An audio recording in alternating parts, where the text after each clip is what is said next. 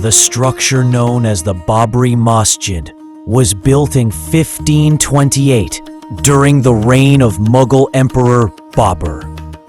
Historical records mention that it was constructed by his general, Mir Baqi. The site became deeply contested because many Hindus believed it to be the birthplace of Lord Rama.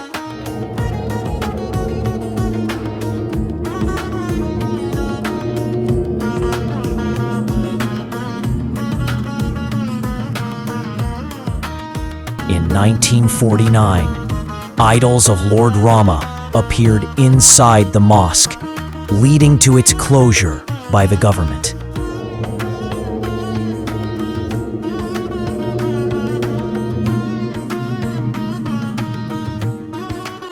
On 6 December 1992, the structure was demolished during a large political gathering.